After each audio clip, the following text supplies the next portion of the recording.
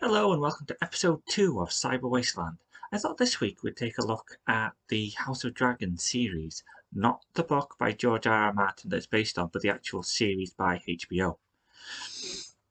It's most of the sites I've seen online have been giving it mostly praise. It's the prequel series to Game of Thrones. It looks more at the Targaryen rule of Westeros and who will rule the Iron Throne. Now, when I started watching it, I thought it was okay. I thought it was easily as good as Game of Thrones. That opinion has changed greatly. Uh, I think the reason for me it's changed is it's set 197 years before Game of Thrones actually started. Which personally I think is way too long to have a prequel series. I'd rather had it based around the Mad King and what happened there. This seems like they've gone a bit too far back. So you have basically it's what the Targaryens have done in Westeros. And you've got King Viserys, who the actors are doing a great job. I can't stress that enough.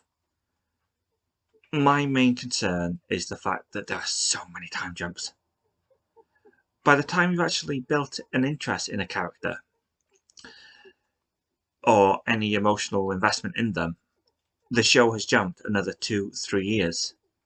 A great example of this is to set up the Crab King as a protagonist for the series. I believe this is in episode 2, so it's very early on, so it's not really a spoiler. However, he's taken out in the following episode, and there has been a time jump of, I reckon, about 3, maybe 4 years, because the princess who is married to the king was pregnant, then she wasn't. Queen Alicent. So it jumps a lot, and it's very hard to get an idea as to where the series is actually going. There's not that much character development. The King Viserys has a daughter, Rhaenyra, who I think is a weak imitation of Daenerys at best. She does the same facial expressions, tries to act the same. It's not working. None of it is.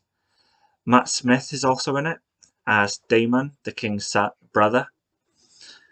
He does a really good job as playing like an unpredictable, likable, but also unlikable character. He does really well in it. The only problem is that all the characters age, other than Daemon. The show, I reckon, has jumped now. There was one that was announced, it was a 10-year jump, and there was another couple jumps which weren't that announced, he just picked up as the show went on. He hasn't aged at all. Everyone else has. Which, to be honest, it may work in a book, but visually it doesn't work. If the other characters are aging, you also need to age. Especially when you're talking about 21 years, if you count all the time jumps up to this point. We're fast approaching the series, well, the season climax, and to be completely honest with you guys, I'm really not impressed with it. Nothing has happened. Most of the special effects, when you see some dragon battles or anything like that, it tends to be covered in smoke. We've had an episode where, as a corrective, the director's vision, which I think is a mistake, had the show so dark it is barely watchable.